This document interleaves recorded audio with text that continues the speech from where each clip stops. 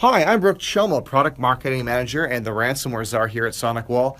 And I'm also here with Frank Burton, who is one of our network security escalation engineers. And we're going to give you a live demonstration of how SonicWall Capture Advanced Threat Protection works in the face of the world's most vile and recent malware.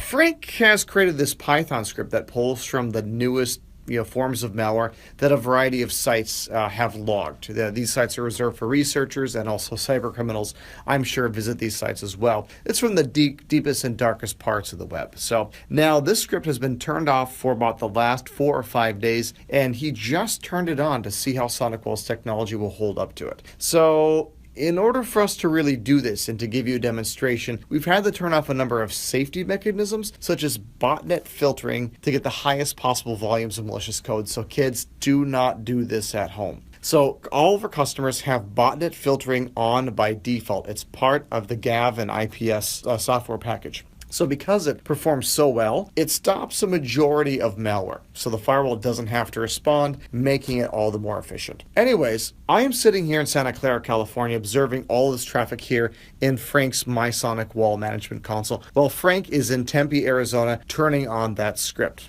Or he's already turned it on, actually. So while he's doing that, let me give you a quick description of how SonicWall's malware elimination chain works. So this is a story image. This is not an engineering diagram. This shows you a little bit about how we are limiting ransomware and limiting malware in general through our technology. So although most of what you see here, it happens in the firewall, the image on the screen is going to show you a little bit about how this works by breaking this all down. The first line of defense, you could say, is content filtering and botnet filtering. Botnet filtering, again, is part of our Gateway Antivirus and Intrusion Prevention Service, also known as GAV IPS, or just GAV. This stops internet requests from known malicious havens for code. Content filtering service, which can be used to limit the bandwidth on specific applications and websites like YouTube or Facebook. It can also be used as a simple barrier to stop people from visiting over 12 million known malicious sites, and growing. We have Deep Packet SSL, that's the second image there below content filtering. Deep Packet Inspection SSL, or DPI SSL, it decrypts encrypted traffic so that we can see all of that traffic coming through the firewall. Essentially, without it, our efficacy rate would be nearly cut in half. Now that the firewall can see all the traffic, we can strip down every byte of every packet of every file, and now this is where the fun begins. In this discipline, malware is in two camps now. The stuff that we know about and the stuff we don't.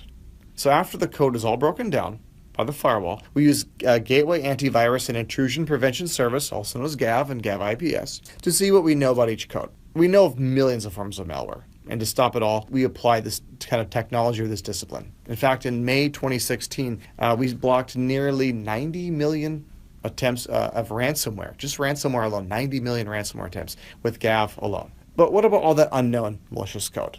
Well, we use a network sandbox called Capture ATP, and it's a cloud-based isolated environment where we detonate suspicious code to see what it does. Once Capture ATP finds malicious code, it immediately creates a hash to prevent follow-on attacks for other Capture ATP subscribers, and is later sent to the SonicWall grid network to create a signature and later include within GAV IPS. So let me turn this back over to Frank so you can see CRN's Network Security Product of the Year, Capture ATP, in action. So Frank, can you show us what we found here? Right, so this is a script that I'm running that basically goes to a number of malware research sites that have links to what is believed to potentially be malware. And so as you can see, I fired this script up just a little while ago, and we've downloaded some things, and some of them we've taken a look at, and we said, hey, this does not appear to be malware. It is not one of our gateway antivirus signatures. We ran it through some virus scanners, and it's got a good reputation. So we determined that most likely that is not malware. You could see here, though, as we move along, we have some things where when this guy came through, we saw that 7 of our virus scanners identified him as a type of Trojan. So he was blocked. We have some file identifiers that we have, and that's how that piece works. Thank you, Frank. What Frank just showed us here were examples of newly minted malware that were scrubbed out in what we call pre-filtering. We have found that pre-filtering helps us eliminate roughly 80% of the suspicious files that would normally be sent to our multiple engines for processing. According to the data, on the average day, the average network will send roughly 10 files for processing in this environment, which takes a little bit of time, but it's worth it, and it doesn't take that long. In our multiple engine environment, we're seeing what potential malware wants to do from the application, to the operating system, to the software on the hardware, making it significantly more difficult for malware to evade detection, which is why Capture ATP is so successful. Frank, can you give us an example of a malicious file that we processed through these engines? And I'm going to add a filter here to make it a little easier to see. I'm just going to filter on date here to see if I can find. Okay, so we have this guy here. What we can see here, this looks a little different. We've run him through our virus scanners, 62 virus scanners, and he passed all of them. He's already passed through Gateway Antivirus because that's the first step. So we don't have a signature for this file in our Gateway Antivirus. The 62 virus scanners that we looked at, we don't have any signature in those. As far as we're concerned so far, he doesn't look bad. But we did find some embedded code in him. And we also noticed he's not coming from a reputable vendor and he's not coming from a reputable domain.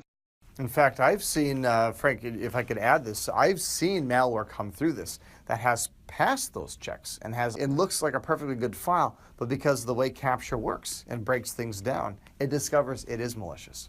Yes, that is correct. And then what we do here is we run him through our sandbox engine. So a couple of different Windows machines, different versions of Windows machines.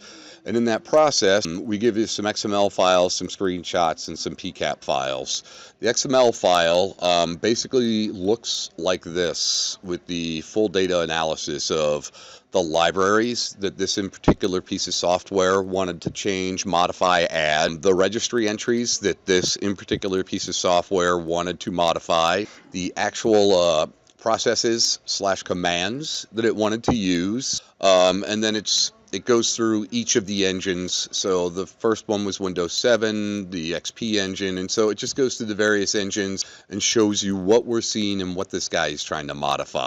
In addition to that, it also gives you the type of network connections and where this guy is going and what he's doing when he's being installed. And so based on all of that data, it was pretty clear to the Capture engine that this file really needs to be marked as a malicious file, and we need to take another look at him and see what's going on with this guy. The packet capture actually shows you in great detail all of the communication of where this file's going, what type of communication it is. So it really gives you a chance to kind of drill down deep and see what's going on in the network. It also gives you the host.